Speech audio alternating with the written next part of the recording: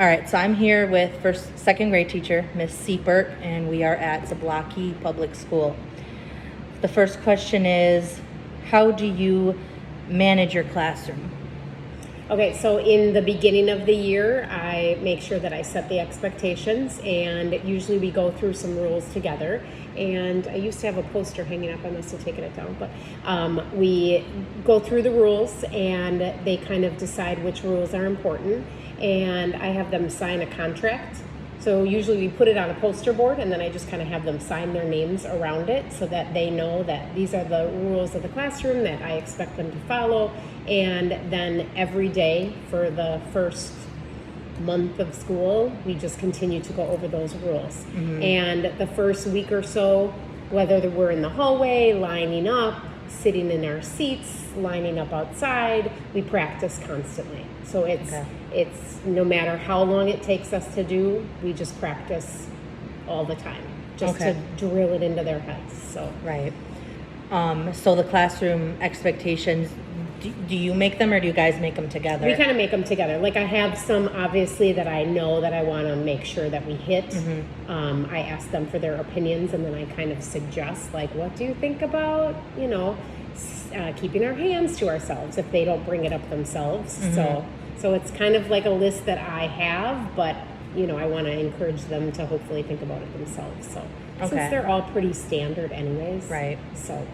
And you have them after, you have that, visual of the classroom rules, and then you have them sign it, mm-hmm. as well as the contract? Yes, yeah, cool. Yeah. And then those rules go home to the parents, too, so that the parents know what to expect, along with the consequences. Okay. So what happens with those two. So touching on that, I know we talked a little bit about, the classroom pet thing, or mm-hmm. the desk pets. Desk pets. So what is your... your rewards and consequence system look like? So the desk pets we usually don't introduce until halfway through the year, just because they're so young that they don't really get the concept of it. And this year with this group, it was something that they couldn't handle. So it all depends kind of on the group of kids. But what was your question? Consequences? Yeah, so your reward system and your consequence system. So I do Class Dojo. Mm-hmm. So for Class Dojo, they get points, and then depending on every couple weeks, depending on our schedule with specials, they would be able to trade in their points. Mm-hmm. For they can sit in a wobble chair, they can bring a stuffed animal, they can bring show and tell. Depending on the points that they have, it ranges from 50 points all the way down to 10 points, because mm-hmm. I know that some kids just aren't going to get to the 50, right? Unless it takes them a while. So 10 points is they can earn a pencil, and they mm-hmm. love the pencils.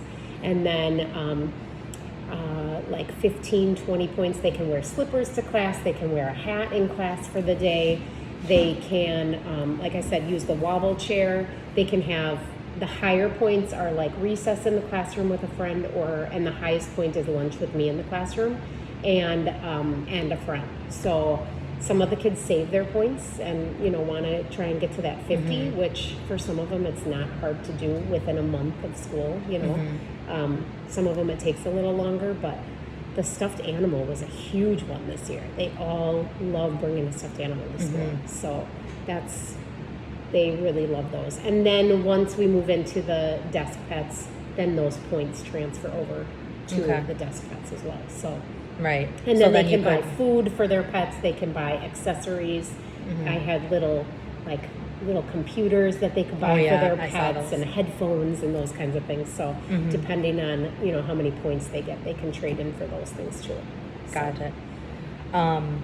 Yeah, those were super cute. So it was the desk pet, the container, and then they bought little clothes, little outfits using their dojo points. Right. Yep. Nice. And they could also buy I had just these pieces of paper that were it was their home, mm-hmm. so they could buy, and it glued together, and you could set it up around it, mm-hmm. so it's a classroom, or they could have their pet be at the beach, or and they could color it in and then just kind of add that to their home too, so look like they were in different places. Yeah. So they like that. Nice. What is your consequence system like? this is something that I kind of struggled with Yeah. throughout the year. Like I got the whole rewards thing, Right. but consequences was a little more hard for me. Right. So what does it look like for you? So I don't have to give a lot of consequences because I think I'm so, like, I start out really strict in the beginning. And because we go through our expectations a lot, I think that helps to not have the consequences because they just know what is expected of them, and they just, they want to work towards the reward more than. But of course, you always get those kids that are just, they're just naughty by nature, and so with them, usually a recess, like losing a recess, or losing out on if we have a Friday fun day where they get to play games. Those have been very effective, but they're also little kids, so we get 2 recesses, not just the one. Towards the end of the year, Miss Teddy and I did, we had 20 points for an ice cream party. So if they had 20 points by the end of the school year, we started from 0 at the beginning of June, and we said, if you get 20 points, you get to be part of the ice cream party. So I had a couple kids that did not earn it because they just didn't earn their points. So little things like that throughout the year and we've also done where they've gotten dojo points taken away for behavior too. Okay, so the negative points. Yeah. And I probably use that the most often. Okay. Because I would constantly say oh, that would be too bad if I had to take a point away from you for, whatever.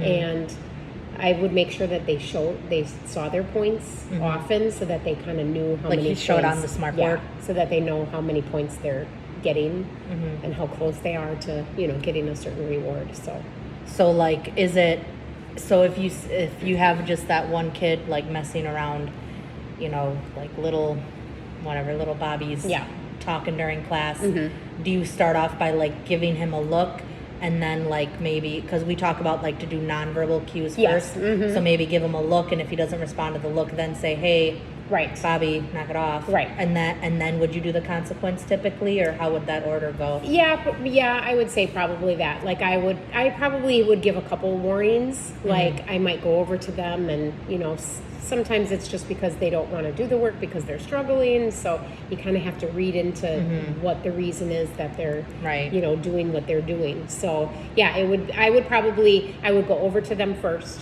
say something to them. And then I would probably be giving my looks after that because then they know that they're on my radar. Okay. If I say something to them first, and then they might get another warning or 2, and just saying if you don't, get to work, then, you might lose a point, or if you don't stop doing that, this might happen. But, it only, recess would only get to the point if I have a student that just refuses to work and they just don't get their work done because they're, goofing off or doing something else. Then it might be well, you didn't do your work during class, so you're going to have to do it during recess time with me. Okay. Or, things like that. So it would... Right, just that natural consequence. Right, exactly. So it wouldn't, a lot of times it wouldn't escalate to that unless it was... Or if they're swearing and they're calling kids names, they might lose 5 minutes of their recess. They just know that that's not acceptable. And if they ever are putting their hands on someone else, that's an automatic. They just know you're going to lose your recess time because you need to think about what you did. Okay. So, and those are kind of those things that we talk about in the beginning of the year. These are non-negotiables, and you're not going to get a second chance. Right, and you want to establish that at the beginning of the year. So if you put your hands on somebody, you're swearing, that's not obviously you wouldn't say that to the kids, but obviously you shouldn't be doing that. Right, So there's exactly. no, maybe this, maybe that, no, you're done. Right, exactly. Okay. And again, because they're second graders, they don't, you usually don't hear them swearing, as opposed to 4th and 5th graders who it's kind of their second language that comes But out even of their then, mouth. they should No, they totally better. should not be. Right, exactly. So, and of course, talking to their parents, I, after school when I see parents, I would talk to them or I would just send them a dojo message and just be like, hey, we're having a really hard time. And sometimes I would just have to call a parent and be like, can you just talk to them, because I don't know what's going on with them and they're refusing to talk to me. So, maybe that you can find out what's going on. And, sometimes those quick phone calls too Like help a during the lot. day? Yeah. Okay. Yeah. So. All right. Very good. So how do you practice with itness in your class? So just being aware of, and even as a first year teacher, I struggled with this, like knowing everything that's going on in the room Right. at all times. And I used to tell my student teachers this all the time, it's just your placement of your body at all times. Mm-hmm. Like if I'm at the board, I never have my back completely to them. I'm always standing sideways. If I'm at the smart board, same thing. I try and make sure that I position myself so that I'm standing to the side, so that I always at least have partial vision on the class. Mm-hmm. When we're in the coat room, like when they line up in the coat room, I'm standing in the doorway so that I can see in the classroom and in the coat room. Mm-hmm. When we walk down the steps, I make them stop at certain parts on the steps so that I can see around the corner and up the steps. Mm-hmm. And when we're walking in the hallway, I'm never in front of them. I'm always like kind of in the middle of the line so that I can see the front of the line and the back of the line. Yep, that's something that Miss Bonner told me that she learned from Miss Teddy. Miss Teddy, yeah, Mm-hmm. yeah, because I mean, if you can always position yourself to, so that you can see them. And I always make sure that like the kids that I know are going to have a hard time are nearest to my vision at all times. Right. So even if they're like in the back of the room back here, because they need to just have their own personal space, Mm-hmm. I still make sure that wherever I am in the room, I can still see them the most. So. Right. Good. And if like you're working with a small group, like just making sure, like how do you do that while doing small group? Or if you do you do small group? Yeah, so they're up at the table here, Yeah. and I'm facing directly, and Right. I'm constantly the placement of your table, yes, right? Yep. So I've always had principals say to me, like, it's amazing how I know what's going on in the classroom all the time. And I'm constantly, like, even if I'm focused with the kids that are sitting here, I'm still, like, always looking up. So if I'm talking to somebody or a student is answering, like, I'm constantly scanning the room just to make sure they always know that that my eyes are on them. And I think that helps too, because then they're like, well, we can't get away with anything. Right. And if they're on the computer, I have a computer open where I have it on Go Guardian so that I can see what their computer screen is.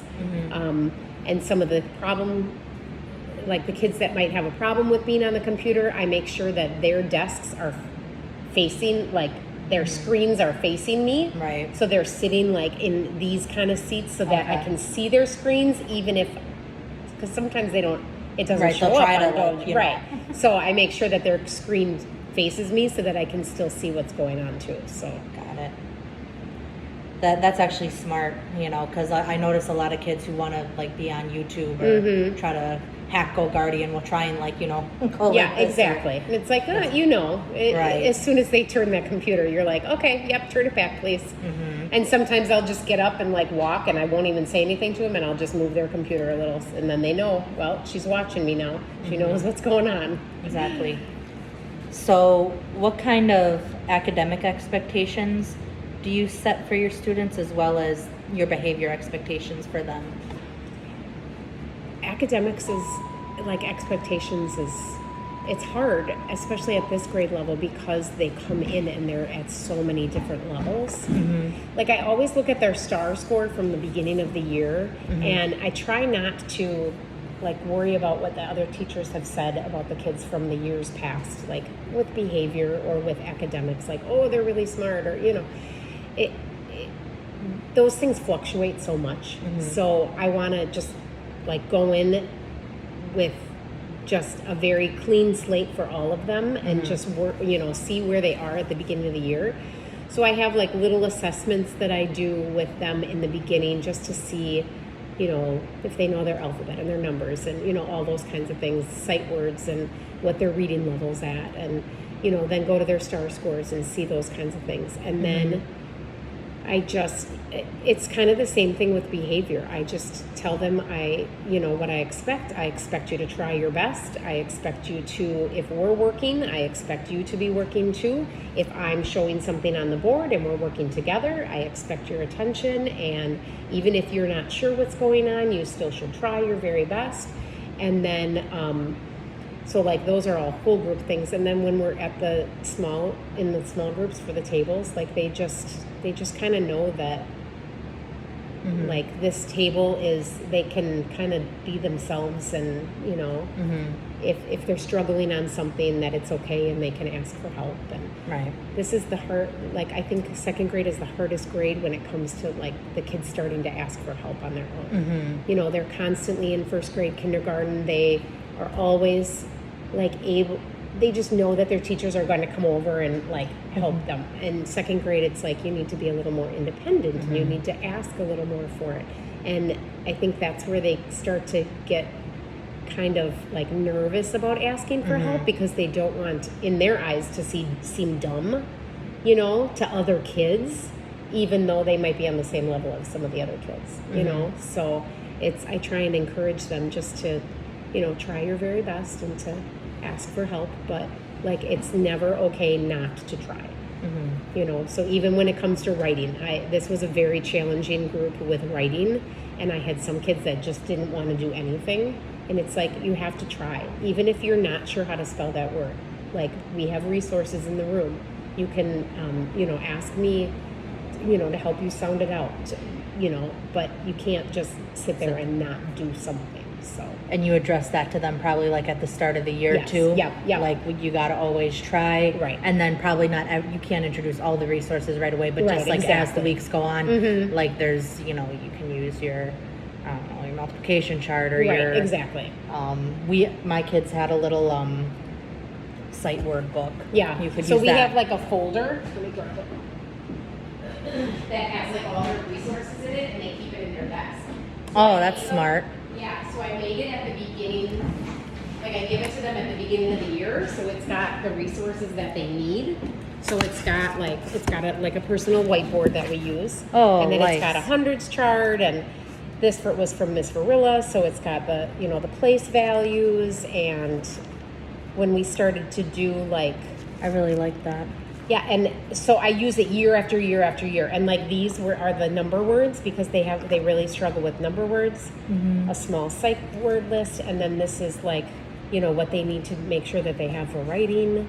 So, and then some of these we change out during the year, like the tens frames. I might slip in like a clock when we're doing time, and I used to have money in here, but now the money's on here, so it's not. And then this was one of the things that we use for math when we're learning about, doubles and near doubles and things like that. So just another way to count. So Cool. So I'll slip different things in throughout the year if they need it, but it's always in their desk, like they can always use it. So a lot of kids pull it out for ST Math when they're doing their computer work, and yeah, so I might make myself one of these. That's actually a really cool thing to have. absolutely. Do you have this? Yes, Say- I could still you have it. Mm-hmm. Send me this guy, Yeah. and I can find a hundreds chart, and then maybe like the sight word sheet if you have it. Yep. Because even And I think I have like a second grade one, which would probably be better. and the number words. And then what was the other one? The sight words, the number words, and This. Okay. Cool. We got a little then off you track, got but that's okay. No, that's okay. That was worth it. Yeah, I love for it. sure. That's cool. So how do you support positive student behaviors?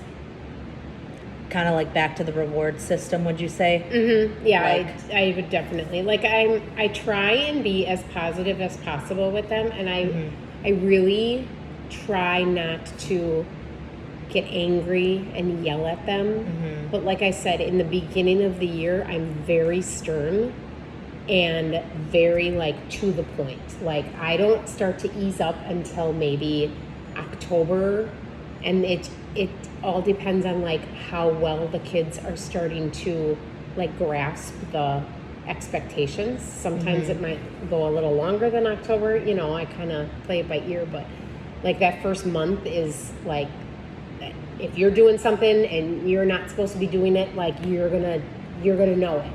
You know, I'm not lax when it comes to that. And if you ask Miss Teddy, she would say the same thing. Like, we are very stern in the beginning of the year. That kids probably hate us like the first month of school, but it's that old saying, don't smile till December. right, exactly. And I mean, it's always worked for us. Mm-hmm. So this year we had to go a little longer than October because Right. and then like after long breaks, we make sure that we review the expectations. Mm-hmm. And if we see that the kids are just like starting to slide, then we'll just take some time and review whatever expectation that, you know, they're struggling with. Okay.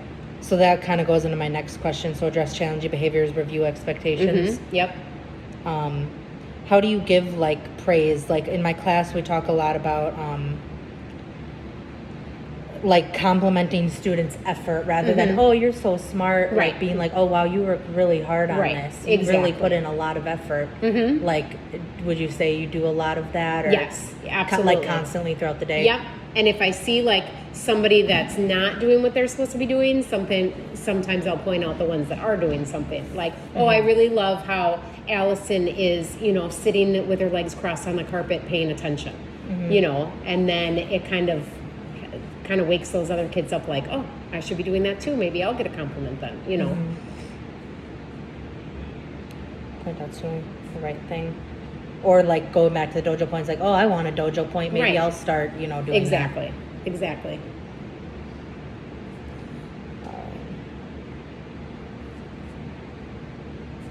So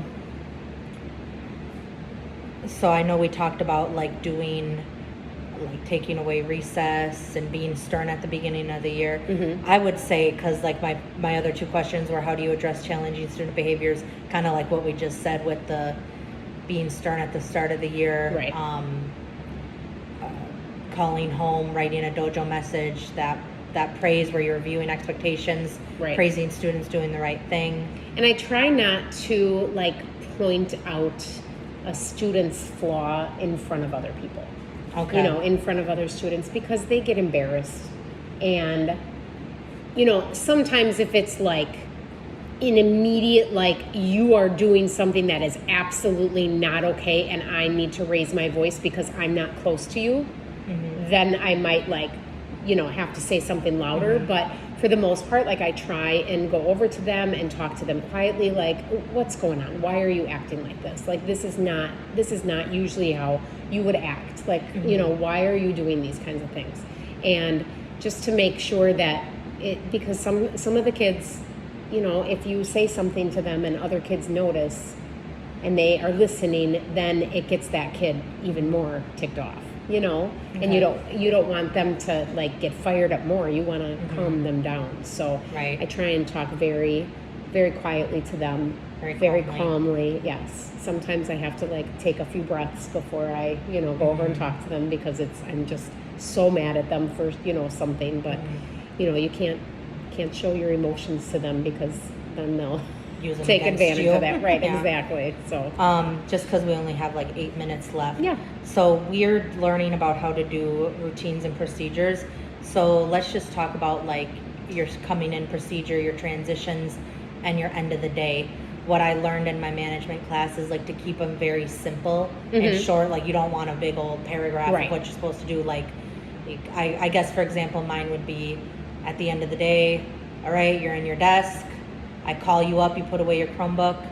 When I call your table, you go to your mailbox, you get your stuff, you line up on the pink wall. right. How do your procedures Very look like? similar to that too. Like we have book bins that everybody has at their desks, and so I tell them, put your computer away, put your book bin away, go get your things from the coat room, and sit back down. Do you call like students up by number or by group? I usually call them by rows because I did before I just moved my classroom around. I had 3 separate rows, so I would say the door, the middle, and then the windows. Okay. And then there would be some times where I would just have to call them individually because some kids are sitting nice and quiet and like, ready to go. And other kids, I just need them to settle down a little before I let them go into the coat room because, they'll cause chaos. So yeah, like I Right. switch it up too. So it's not always the same thing, but it's similar enough that they still understand the routine. So that was the end of the day procedure. Yep. So put your computer away, put away your book bin, get your stuff, and sit back down, and Yep. you call them by rows. Yep. What about in the morning? In the I'm morning, always really impressed by you and Miss Teddy's calmness in the morning. I was so jealous. Thank you. We go down like everybody. We go down and get our breakfast, and then when we come upstairs, they put their breakfast at their desk. They go into the coat room, hang up their things. If they have homework, they put their homework in the bin, and then they come back and sit down and start eating. If they don't have a breakfast, then they should have their book bins out and they should be reading quietly. So get your breakfast, and you enter through the coat room. We right? enter through the front door. So they come in this way, they go... Oh, because they need to put their Yep, breakfast yep. down. So enter through the front door, put their breakfast down, go into the coat room go and in- hang up their hang up things. your stuff, Yep. turn in your homework, and then you can eat. Yep. And if you're done eating, read a book. Right. Okay. Yep. How do you make sure that they have a book at their desk, or are they responsible for that? Like They're at the responsible. Like I will remind them in the beginning of the year. I'll tell them, don't forget to get your book bin. Make sure you grab your book bin. If you're not, and I say all the time, if you're not eating, you should be reading. over there? Yeah. So those numbers that are there, they, I have blue book bins lined up. I put them all away now, but they're all lined up by their number, and each of them Okay. has their own number. So they just grab their book bin. Their headphones are in there when they're on the computers. They keep the bins at their desks all day, and then at the end of the day, they put them back in their spots. But I always say to them, if you're not eating, you should be reading. So, and they just, There was if I this- say it enough, they know it. And that typically lasts, because Eagle TV is super I know. long. Yeah, it is. So like about 20 minutes does it last, or how long? Yeah, do you- I would say. We usually start cleaning up during the morning announcements. I have a lot of late kids, so I don't want them to eat more than 10 extra minutes. So Right. I'm usually cleaned up no later than 10 to 8. Because Right. when the announcements are done, I want to start right away. Right. So There was this funny teacher on TikTok. It's just funny. She tells her students, "This isn't an IHOP. right, You exactly. can't just sit. Right. Hurry up and eat." Right, exactly. It's like But what about transitions? How do you transition from one subject to the next? well, we sit on the carpet a lot. Okay. So when we're transitioning, we usually go back from our desks to the carpet or from the carpet to our desks. During reading time, I have the timer and their centers stations up there, so they know that when the timer goes off, they clean up their stations and they go back to their desk. Okay. And our math transition is right into lunch, so it's like when they hear the bell, they know that They're like, math is over. Yes, I have timers on my phone for everything, so they kind of know at this point of the year, okay, this timer was for this timer was for this. I had a timer on my phone for a girl to take her inhaler, and she just knew when she heard the timer and we're during reading, she looks at the clock, it's 9 o'clock, I gotta go get my inhaler. Right. So they just kind of are used to that.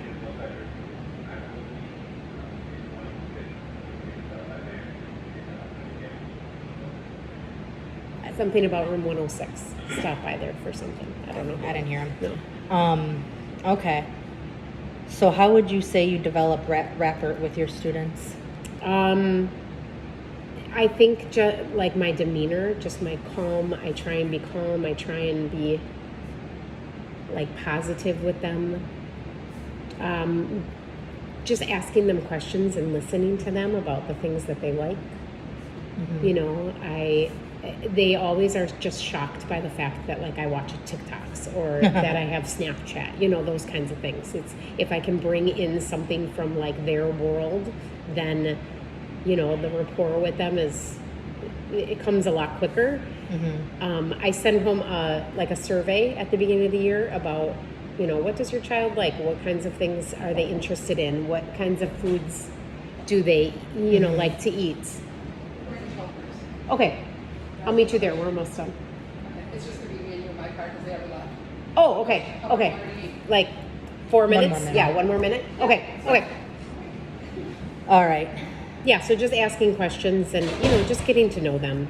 Do you guys do a greeting in the morning? Yes, we do. Okay. Yeah. We do my calendar has like a morning meeting and it has like a would you rather kind of question I wanna every do day. that next Yeah, year. so each of them is like, would you rather, go roller skating or go ice skating or, so those questions really help and then they, they're really excited to look around the room. And then usually I have like 1 or 2 people share about why they, prefer one thing over the other. So. So like, And do you I have them, always like- make sure I raise my hand too Yeah. for one or the other choices so that they're like, oh yeah, me too. Yeah. We do that too. So like if this is during morning meeting, they're at the carpet, and then you have a would you rather. Do you have them raise their hand and then like call on like, oh, Yeah. why do you prefer blah blah Yeah, blah? yeah. Okay. I say like, is there anyone that wants to share? And I pick 1 or 2 from each group to share. Right. So that kind of leads into our next question. So do you have any classroom rituals or traditions? I would count morning meeting greetings around. I mean, I am very organized when it comes to like our schedule. I try not to veer off of it. I always have it posted. If it changes, to let them know that it changes. Our morning meeting is always, the same thing every day.